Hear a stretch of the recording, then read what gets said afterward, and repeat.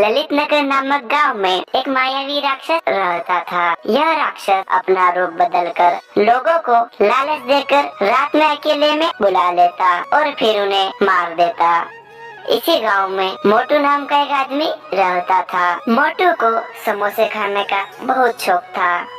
एक दिन मोटू समोसे खा रहा होता है तो उसे पास में दो आदमी बातें करते हुए दिखाई देते हैं। अरे रामू, आज रात को तो मजा आ जाएगा। आज रात हमारे गांव में एक समोसे का ठेला लगने वाला है, जहां पर हमें पेट भरकर समोसे खाने को मिलेगा, वो भी बिल्कुल फ्री में। अरे जग्गू दादा, तुम सही कह रहे हो। हम रात को मिलते हैं और फ्री में समोसे का आनंद उठाते हैं। उन दोनों आदमी की बातें सुनकर मोटू खुश हो जाता है और वो घर पर आ जाता है।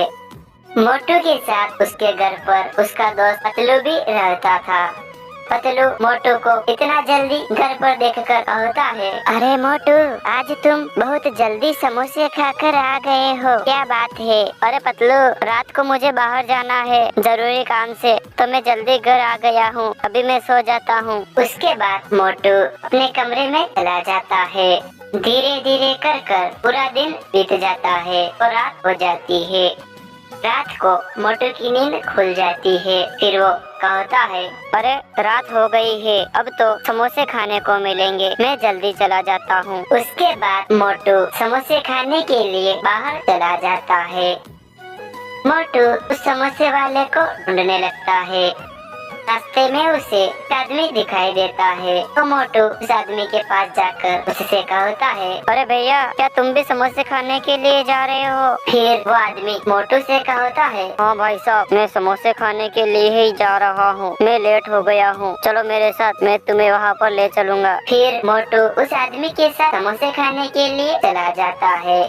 वो आदमी मोटू को अपने साथ एक जंगल में लेकर चला जाता है तो वहाँ पर उसे समोसे वाला आदमी दिखाई देता है। फिर मोटू उस आदमी को देखकर खुश हो जाता है। फिर वो दोनों वहाँ पर जाकर समोसे खाने लगे हैं। समोसे खाने के बाद मोटू अचानक से बेहोश हो जाता है। फिर मोटू के साथ वाला आदमी वहाँ से गायब हो जाता है और वो समोसे वाला एक भूत में बदल जाता है और वहाँ से चला जाता है।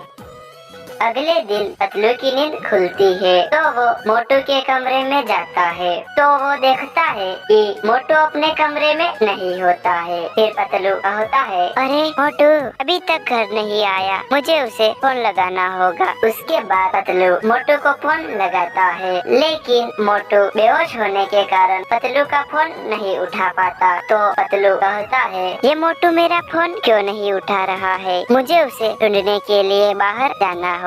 उसके बाद पतलू मोटू को ढूंढने के लिए बाहर चला जाता है। पतलू मोटू को दिन भर ढूंढता है, लेकिन फिर भी उसे मोटू नहीं मिलता है तो वो निराश होकर अपने घर लौट जाता है। घर पर आने के बाद पतलू अपने दोस्त वीर द रोबोट बॉय को बुला लेता है और उससे कहता है, अरे वीर, मोटू कल रात से घर से गायब है, अभी तक नहीं आया है। मैंने उसे सब जगह ढूंढ लिया है, लेकिन वो नहीं मिला। तुम अपनी शक्तियों से पता करो कि वो कहाँ पर है। उसके बाद वीर अपनी शक्तियों से मोटू का पता लगा लेता है और वो पतलू से कहता है, अरे पतलू भैया, मोटू भैया को एक भूत ने जंगल में बेहोश कर दिया है, चलो मैं तुम्हें उनके पास लेकर चलता हूँ। उसके बाद वीर पतलू को लेकर मोटू के पास जंगल में चला जाता है।